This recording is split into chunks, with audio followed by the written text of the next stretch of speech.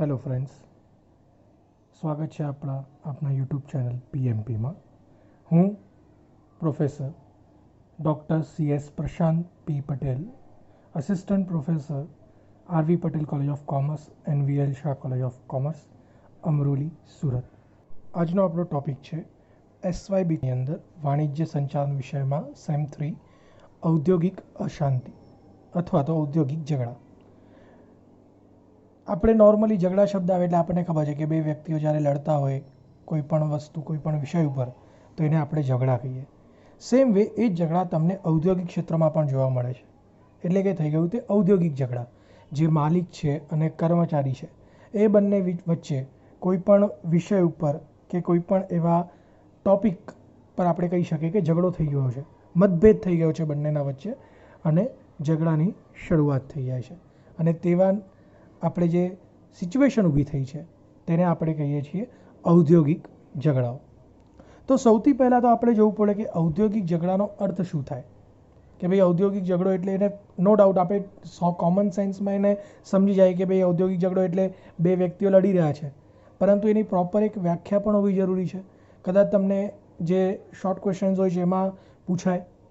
હાલાકી હવે તો શોર્ટ ક્વેશ્ચન નથી, MCQ બેઝ છે, એટલે પર આપણે વ્યાખ્યા સમજીએ એટલે એમાંથી પણ કદાચ MCQ બની શકે. તો વ્યાખ્યા કંઈ આવી રીતે છે: સામાન્ય રીતે કોઈ પણ કારણોસર માલિક અને કર્મચારીઓ વચ્ચે મતભેદ ઉપસ્થિત થતાં ઔદ્યોગિક સંઘર્ષ જન્મે છે. કોઈ પણ તમારું મતભેદ થયો, જેમ કે હમણાં રિસન્ટલી આપણે જોઈએ તો લોકડાઉન થયું એટલે જે માલિક હતા એમને લોકોને ઘર ભેગા કરી નાખ્યા અને જે લોકો કામ કરે છે એમને અડધો પગાર આપે, પગાર કાપી નાખે અથવા તો પગાર આપતા જ નથી છેલ્લા 4-5 મહિનાથી. ઘણી બધી જગ્યાએ આવું જોવા મળે છે અને એ લોકો લડી રહ્યા છે. તો કોઈ પણ કારણોસર આ એક કારણ થયું. બીજું કારણ પણ હોઈ શકે કે સમજો તમે કોઈ એવી ઓફિસમાં કામ કરો છો જ્યાં AC જ નથી, ગરમીના સમયમાં બહુ તકલીફ પડે છે કર્મચારીને, તો આવા વિષય પર પણ લડવાનું થાય. ઘણીવાર પ્રમોશન ન મળતું હોય, ઘણીવાર તમારી ઓફિસ દૂર હોય, TADA તમને મળવું જોઈએ તે નથી આપતી કંપનીઓ. તો અલગ અલગ કારણોસર મતભેદ ઊભા થાય. હવે કર્મચારી જઈને વાત કરે કે ભાઈ મારી આ ઈચ્છા છે તમે પૂરી કરો, માલિક ના પાડી દે. અથવા તો માલિકને કંઈ કામ છે કર્મચારીને કે ભાઈ હું તમને આટલો પગાર આપું છું, તમે મને આ કરી આપો, પરંતુ કર્મચારી કરવા તૈયાર નથી. ત્યારે પણ એવું જરૂરી નથી કે દર વખતે માલિક જ ખોટો હોય, ક્યારેક કર્મચારી પણ ખોટો હોઈ શકે. તો જ્યારે આવા કોઈ મતભેદ ઊભા થાય અને એક સંઘર્ષ બંને વચ્ચે ઊભો થઈ જાય, જન્મે, એટલે એને આપણે કહી શકીએ કે એક ઔદ્યોગિક ઝઘડો શરૂ થયો છે. કામદારો અને માલિકો વચ્ચે વેતન કે રોજગારીની અન્ય શરતો અંગે ઉપસ્થિત થયેલા ઝઘડાને ઔદ્યોગિક ઝઘડાઓ કહી શકાય. ક્લિયર? તમે કોઈ કામની રિલેટેડ કોઈ બીજા બધા ઝઘડા નહીં, આ સામાન્ય ઝઘડા નથી આપણા ઘરના જેવા કે તે મારા કપડાં પાડી નાખ્યા, કે તારા લીધે મારા કપડાં પલળી ગયા, કે તું મારા આંગણામાં કચરો ફેંકી જાય છે, આવા ઝઘડા નહીં. તમારે ટિપિકલ વેતન રિલેટેડ અથવા તો રોજગારીના રિલેટેડ કોઈ ઝઘડો થયો હોય, એની શરતોના રિલેટેડ કોઈ ઝઘડો થયો હોય તો તેને આપણે કહીએ છીએ ઔદ્યોગિક ઝઘડો. ક્લિયર? અહીંયા સુધી આઈ હોપ સો કે તમને આ ટૉપિક સમજમાં આવ્યો છે. એટલે જે આપણે ટૉપિક જ આ સમજવાનું છે કે ઔદ્યોગિક ઝઘડો. હવે જોઈએ કે ઔદ્યોગિક ઝઘડાના સ્વરૂપો કયા કયા છે. ઝઘડો થાય એટલે તમે કોઈના કોઈ પ્રતિભાવ તમારી તરફથી મળવાનો જ છે. કંઈ ના કંઈ કર્મચારી કરશે, કોઈના કોઈ વસ્તુ માલિક કરશે, તો જ એને ઝઘડો કહીશું આપણે. તો ઝઘડાના 5 સ્વરૂપો આપણને મુખ્યત્વે જોવા મળે.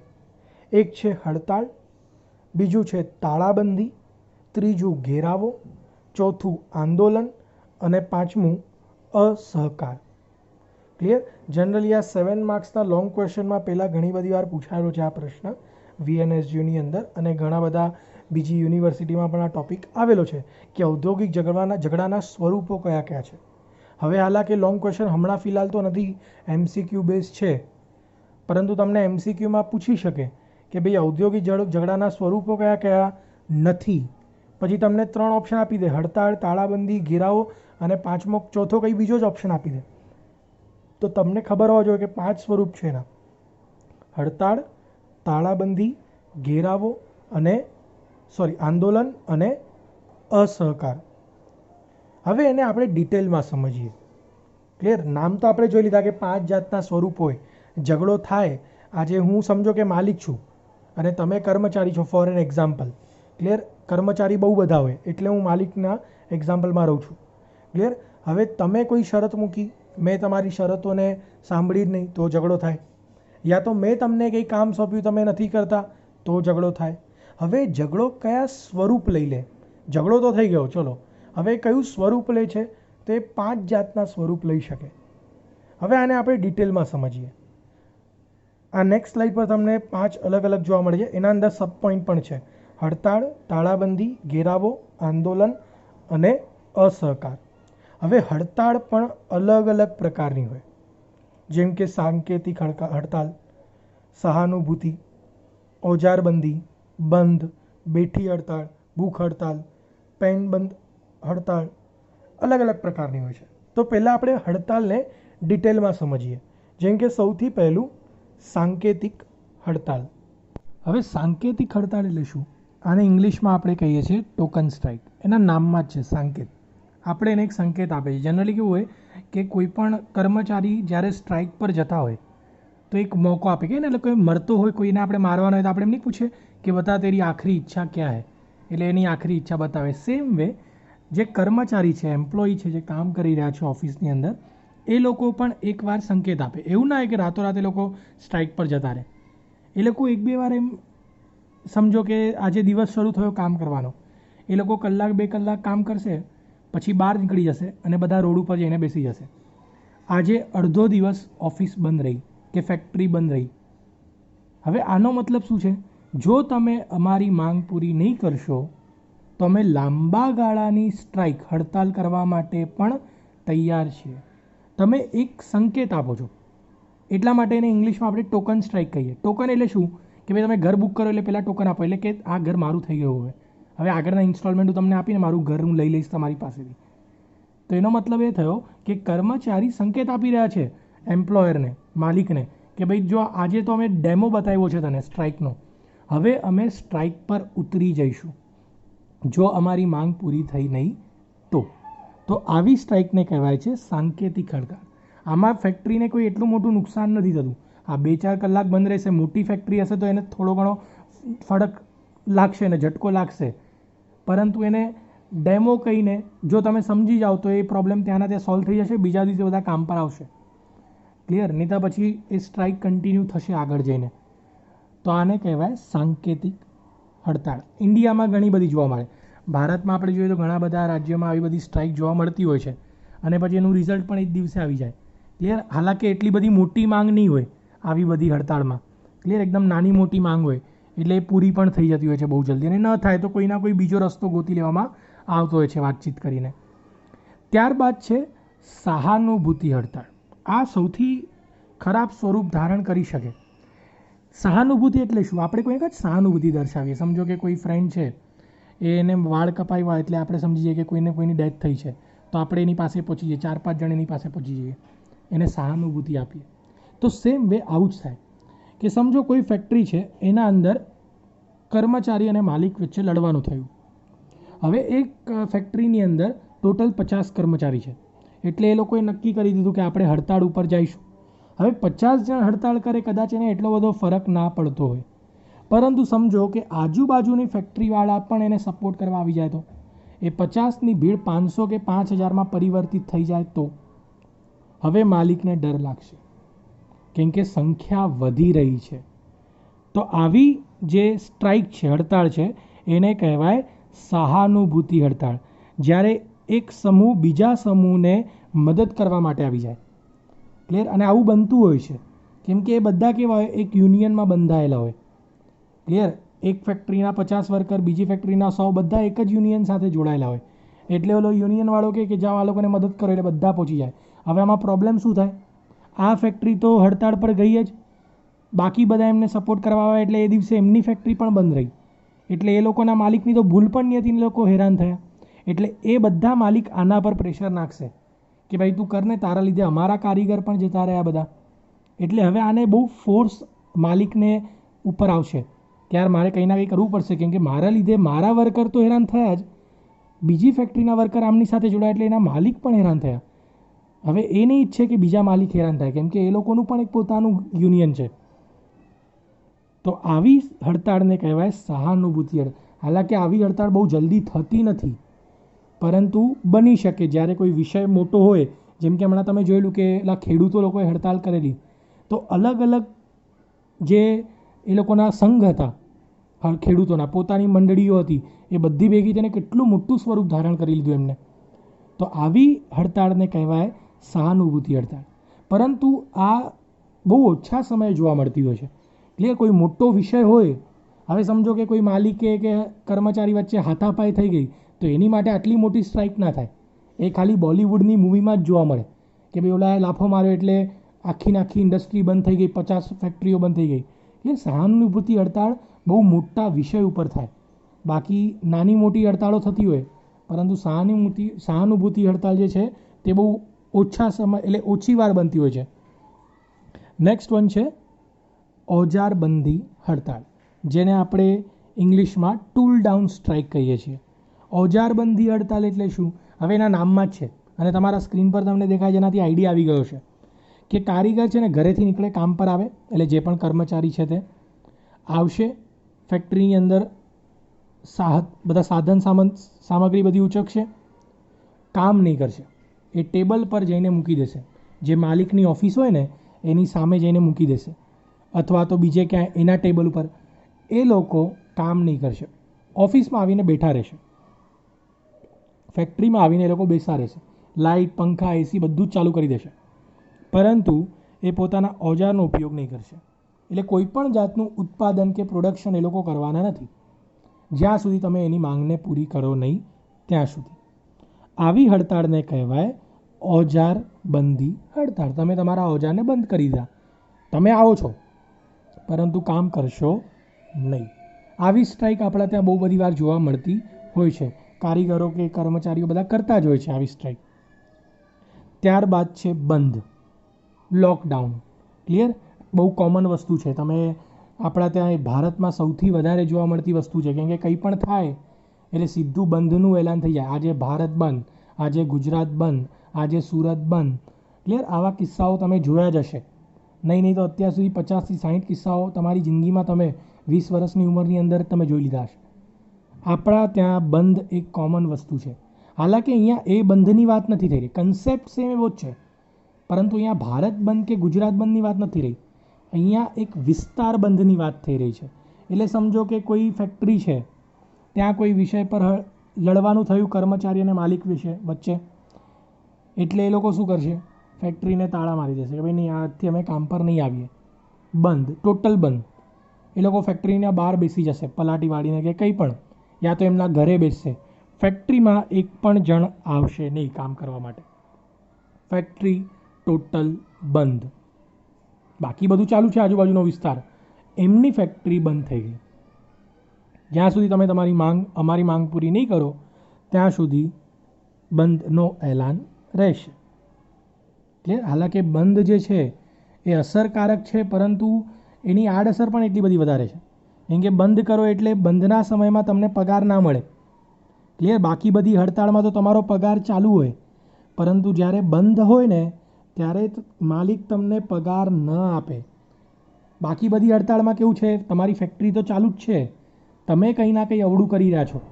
બાકી ફેક્ટરીઓ તો ચાલુ જ છે, નો ડાઉટ તમે ઉત્પાદન નથી કરી રહ્યા, પરંતુ અહીંયા તો તમે ફેક્ટરીને જ તાળું મારી દીધું, ટોટલ બંધ. તો આવી સ્ટ્રાઇક કરે, કોઈ હડતાળ કરે તો બહુ વિચારીને કરવી પડે. કેમ કે જો મિડલ ક્લાસનો વ્યક્તિ હોય ને વધારે સમય સુધી બંધમાં ના રહી શકે. કદાચ 1 મહિનો કાઢી નાખે, 2 મહિના કાઢી નાખે, પછી જખ મારીને એને કામ કરવું પડે. માલિકને કદાચ એટલો ફરક નથી પડવાનો, એ તો એવું વિચારશે 2 મહિના પછી જખ મારીને લોકો કામ પર આવશે. ક્લિયર? હાલાકી ઘણીવાર આ કામ પણ કરી જાય આ તરકીબ, કે મોટા પાયે ન્યૂઝમાં આવી જાય કે એવું કંઈ થાય તો પછી આ અસરકારક પણ સાબિત થાય, અને ઘણીવાર કંઈ જ ના થાય એનાથી. ક્લિયર? તો બંધ પણ એક હડતાળનો સ્વરૂપ છે. જ્યારે ઝઘડો થાય ને ત્યારે આવી બધી વસ્તુઓ બની શકતી હોય છે. ત્યારબાદ છે બેઠી હડતાળ. હવે બેઠી હડતાળ એટલે શું? એના નામમાં છે બેસીને.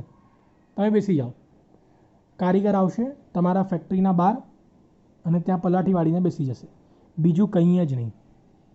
અમારે કંઈ કરવું જ નથી, અમે બસ બેસા રહીશું. ગાંધીગીરી જેને આપણે કહીએ, કંઈ જ નહીં. આપણે કંઈ નારા નથી લગાવવા, હા, પરંતુ અમે કામ પણ નહીં કરીએ. તમારી ફેક્ટરીના બહાર અમે પલાઠી વાળીને બેસીશું. બેઠી હડતાળ. ત્યાં સુધી ઊભા નહીં થઈએ જ્યાં સુધી તમે અમારી ઈચ્છા કે અમારી માંગ પૂરી નહીં કરશો. અને આવી હડતાળો આપણા ત્યાં બહુ બધી જોવા મળતી હોય છે. ખાસ કરીને તમે ઇવન નેતાઓ પણ કરતા હોય છે ઘણીવાર, બરાબર. કોઈ રસ્તા પર તંબુ બાંધીને બેસી જાય. ફક્ત નેતાઓ જ નહીં, ઘણા બધા કર્મચારીઓ પણ બેસતા હોય છે, સરકારી કર્મચારીઓ પણ હોય છે. ખાસ કરીને હમણાં તો વધી ગયું છે જ્યારથી બધું પ્રાઇવેટાઇઝ થઈ રહ્યું છે. ક્લિયર? ખાનગીકરણ જ્યારથી વધી રહ્યું છે ત્યારથી તો સરકારી કર્મચારીઓ પણ હડતાળ પર ઉતરી આવ્યા છે. ત્યારબાદ છે ભૂખ હડતાળ. કોમન, સૌથી વધારે ચાલતી હડતાળ, હંગર સ્ટ્રાઇક જેને આપણે ઇંગ્લિશમાં કહીએ. ક્લિયર? તમે જ્યાં સુધી અમારી માંગ પૂરી નહીં કરો ત્યાં સુધી અમે જમીશું નહીં. અને આ વસ્તુ આપણે છે ને નાનપણથી જ શીખેલા છીએ. પહેલાં ઘરમાં કરતા હતા કે કંઈ જીત પૂરી ના થાય એટલે મમ્મી પપ્પાને કહી દે હું કંઈ જમીશ નહીં, પણ તમારી ઈચ્છા પૂરી થઈ જાય. તો સેમ વે હજી મોટા થયા પણ એ વસ્તુ ચાલુ જ છે. બસ હવે ફરક એ છે, મમ્મી પપ્પાને નથી કહેતા પરંતુ માલિકને કહો છો કે જ્યાં સુધી તમે અમારી ઈચ્છા નહીં પૂરી કરો ત્યાં સુધી અમે ભૂખ હડતાળ કરીશું. હવે આમાં છે ને માલિક બહુ દબાવમાં આવી જાય. કેમ? ભૂખ હડતાળ કરે એટલે ઓલો અશક્ત થતો જાય કર્મચારી, અને અમુક સમય પછી તો એ મરવા જેવો થઈ જાય. તો માલિકને પણ ડર લાગે કે કદાચ આ મરી ગયો હતો એટલે એની ઈચ્છા પૂરી કરી નાખે. એટલે ભૂખ હડતાળ એક કાફી અસરકારક હડતાળ છે. હા, પરંતુ જો માલિક એકદમ ઢીઠ છે કે જે થવું એ જોઈ જશે તો પછી આ તમને પણ આડઅસર કરી શકે. એટલે ભૂખ હડતાળ બહુ સમજી વિચારીને કરવા જેવી હોય છે.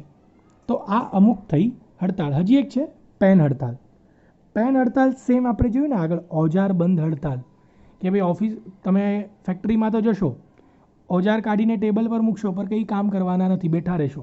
લાઇટ, પંખા, એસી બધું ચાલુ કરી દેશો પરંતુ કામ નહીં થશે, ટોટલ બંધ.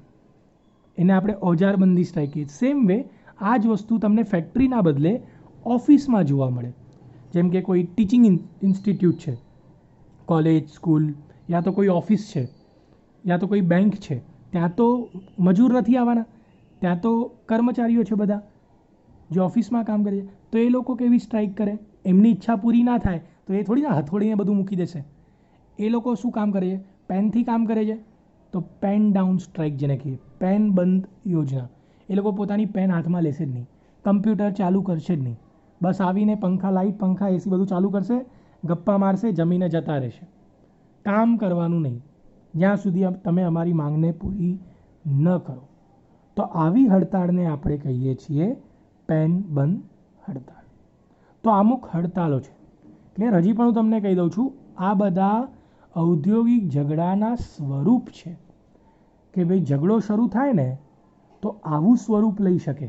એટલે હડતાળનું સ્વરૂપ લઈ શકે. એક નાનો ઝઘડો, તમે કોઈ વસ્તુ ન માની, માલિકે ન માની અથવા કર્મચારીએ ન માની, તો આ એક સ્વરૂપ લઈ શકે. ક્લિયર? હડતાળનું સ્વરૂપ. અને હડતાળ પણ અલગ અલગ પ્રકારની હોતી હોય છે. હવે હડતાળ બાદ આપણે જોઈએ બીજું સ્વરૂપ એનું, જે છે તાળાબંધી. હવે તાળાબંધી શું છે? જો તમે આ કોષ્ટક પરથી આપણને એક માહિતી મળી ગઈ કે ભાઈ ઝઘડા 5 રીતના સ્વરૂપ લઈ શકે. યા તો એ હડતાળનું સ્વરૂપ લે, યા તો એ તાળાબંધીનું સ્વરૂપ લે, બાકી બીજા બધા અલગ અલગ છે. હવે તાળાબંધી ક્યારે થાય? તાળાબંધી અને બંધી સેમ જ છે. આપણે આગળ જોયું ને હડતાલની અંદર બંધ, કે ભાઈ કર્મચારીઓ શું કરે? ફેક્ટરીને તાળું મારે અને ઘર ભેગા થઈ જાય, યા તો ફેક્ટરીના બહાર બેઠા રહે. એ લોકો જાતે તાળું મારી દે. ક્લિયર? કર્મચારી દ્વારા હડતાળ શરૂ કરવામાં આવે. હવે તાળાબંધી શું છે? માલિક પોતે તાળું મારે અને કર્મચારીઓને કહે ચલો તમે ઘરે જાઓ, હું તમારી કોઈ ઈચ્છા પૂરી કરવાનો નથી, તમારે થાય કાલે ઉઠીને આવું છે તો આવીને કહેજો, હું તાળું ખોલી દઈશ. જરૂરી નથી કે કર્મચારી જ કોઈ પગલાં લે, માલિક પણ પગલાં લઈ શકે. અને એ શું કરી શકે? તાળાબંધી. ક્લિયર? આપણને જનરલી એવું જ લાગે કે ઔદ્યોગિક ઝઘડા એટલે માલિકોની જ ભૂલ હોઈ શકે, પણ અહીંયા 50-50 છે. ઘણીવાર કર્મચારીઓ પણ કંઈ અવળું કરીને બેઠા હોય કે ભાઈ તમારી બધી ઈચ્છાઓ પૂરી કરીએ છીએ, તમે કંઈ કરતા જ નથી. તો આવા સમયે માલિક શું કરી દે? તાળાબંધીનું એલાન કરી દે કે ભાઈ હું ફેક્ટરી ખોલવાનો નથી. જ્યારે તમને લાગે કે ભાઈ તમે યોગ્ય રીતે આવશો, મારી શરતો પર કામ થશે તો આવીને મને કહેજો, ત્યાં સુધી ફેક્ટરી બંધ. કેમ કે એ ફેક્ટરી એને પણ મોંઘી પડે છે. હવે એને ન પરવડતી હોય ત્યારે જ તાળાબંધી કરે. જો એની ફેક્ટરી નુકસાનમાં જતી હોય ને ત્યારે જ આવા પગલાં લે. હા, એને ભલે તમે લડો છો એની સાથે, તમે કામ નથી કરતા અને એની ફેક્ટરી ચાલ્યા કરે છે નફામાં, તો એને કંઈ ફરક નહીં પડશે એટલો બધો. એને આદત પડી જશે કે ભાઈ આ કર્મચારી કામ જ નથી કરતા, કંઈ વાંધો નહીં, મને તો નફો જ થાય છે ને. પરંતુ જો તમારી હરકતોને જેને નુકસાન થઈ રહ્યું છે, તો તેવા સમયે કદાચ આ પગલાં લે, યા તો પછી કોઈ મોટો ઝઘડાનો સ્વરૂપ કોઈ ઝઘડો થઈ ગયો બહુ મોટો, તો પછી એ તાળાબંધીનું સ્વરૂપ લઈ શકે. ઔદ્યોગિક ઝઘડો બહુ જલ્દી તાળાબંધીમાં ફેરવાઈ શકે. હાલાકે આપણા ત્યાં એટલું બધું જલ્દી બનતું નથી કે માલિકો તાળાબંધી કરે. આપણા ત્યાં કર્મચારીઓ બધી અલગ અલગ પ્રકારની હડતાલો કરતા હોય છે, પરંતુ માલિક દ્વારા તાળાબંધી થતી હોય એવા કિસ્સાઓ બહુ ઓછા જોવા મળે. સિમ્પલ વસ્તુ છે, જે માલિક હોય ને એને 1000 જાતના કરજા લીધા હોય યા એના 1000 જાતના કસ્ટમર હોય, એને ફેક્ટરી બંધ રહે પોસાય જ નહીં. ક્લિયર? એટલે સામેથી જલ્દી તાળાબંધી ન કરે.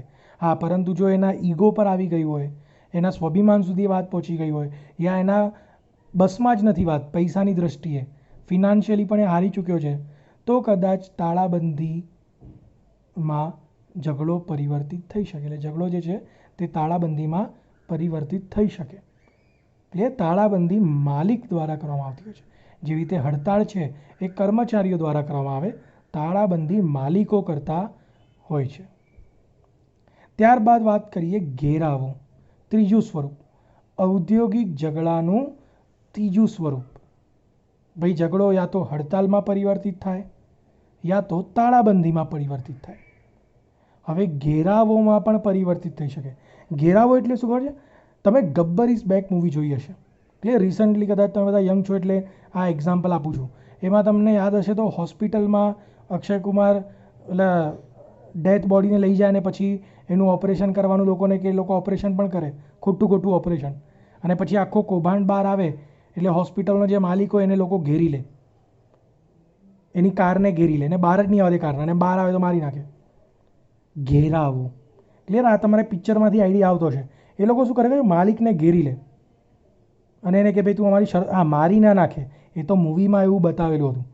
બાકી શું કરે, એને ઘેરીને એને સીધા સવાલો પૂછે કે ભાઈ તું મારી માંગ પૂરી કરીશ, આ છે. બધાની વચ્ચોવચ્ચ વાતો ચાલુ થઈ જાય, એને ઘેરી લેવામાં આવે અને ત્યાંના ત્યાં ફેસલો આપી દેવામાં આવે કે થશે શું, ફાઇનલ બોલી દો, યા તો ફેક્ટરી ચાલુ થશે યા તો બંધ થશે. ઘેરાવો. ક્લિયર?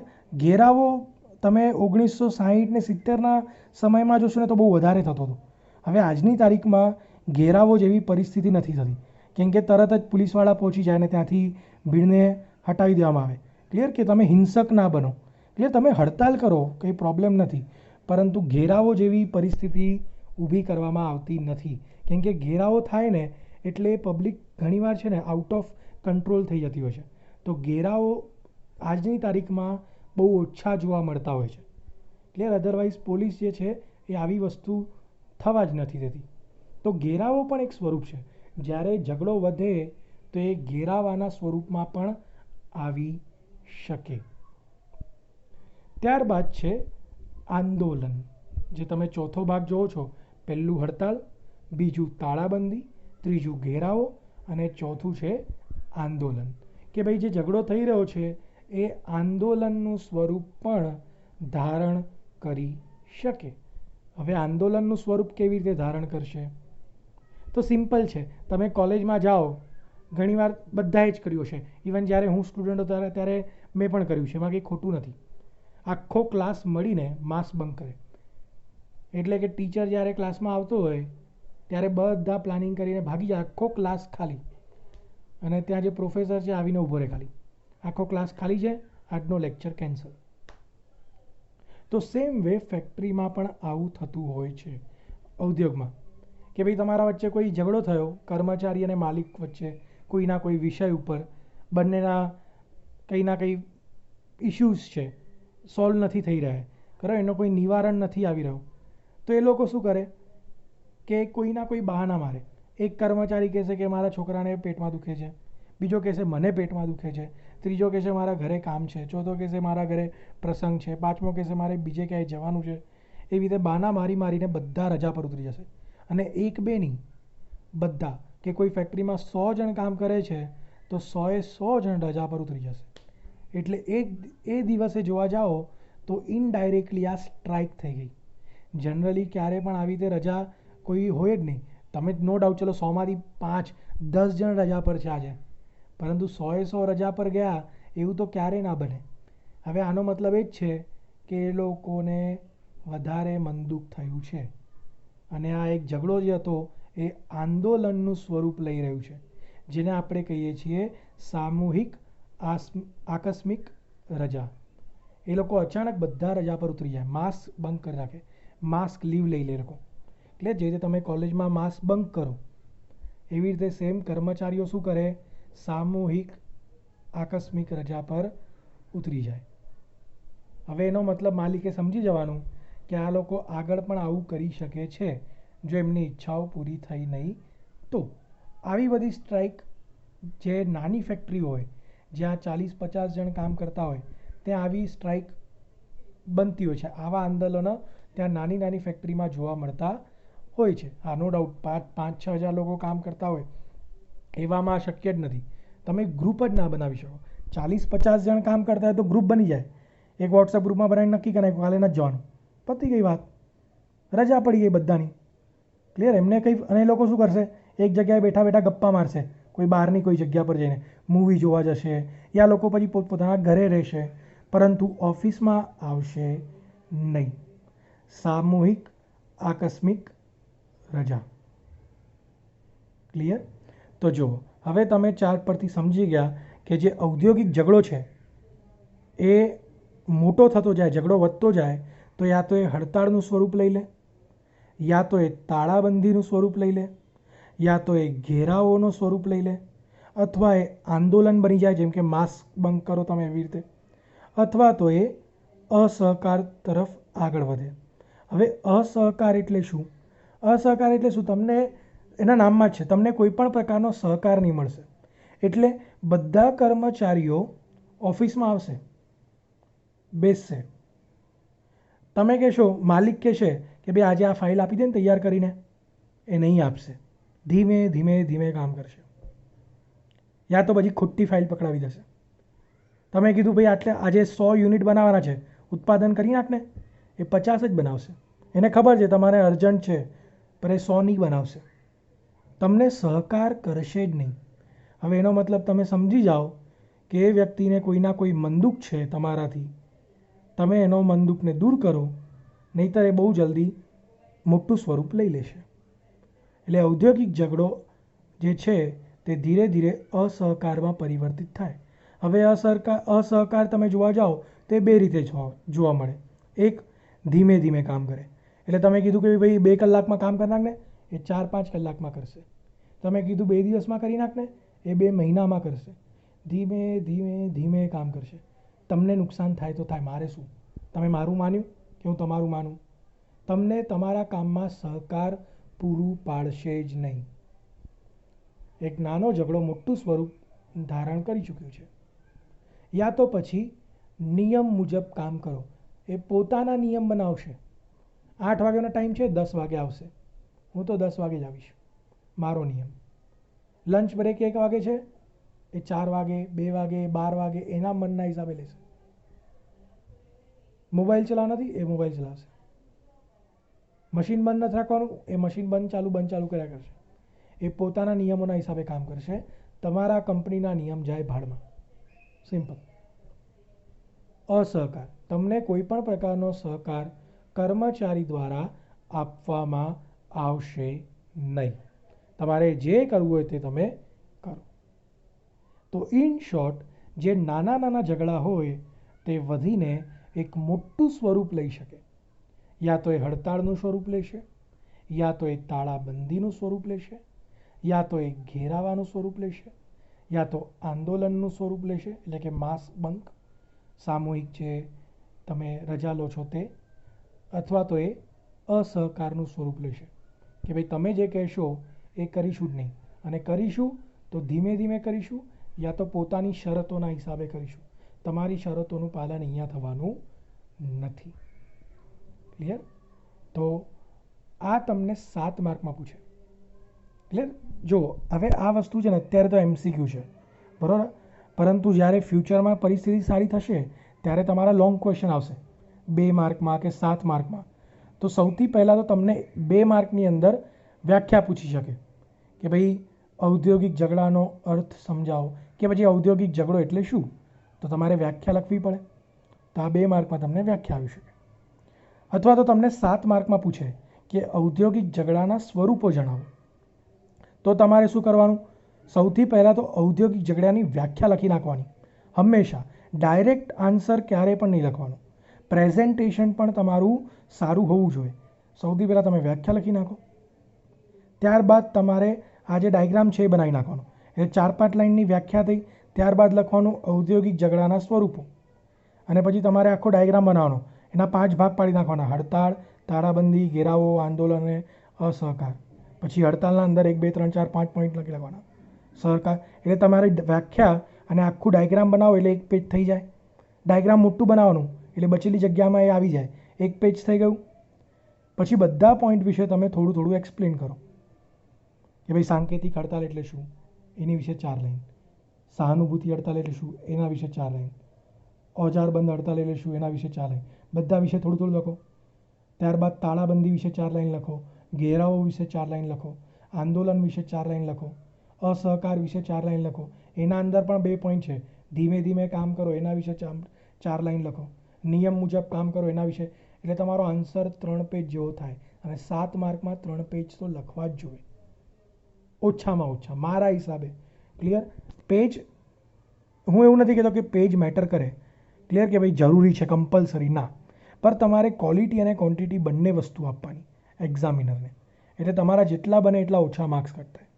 હવે વાત કરીએ MCQ, કેમ કે આપણે તો MCQ છે આ વખતે. ક્લિયર? જ્યારે આવશે ત્યારે ફૂલ ક્વેશ્ચન આન્સર કામ લાગશે.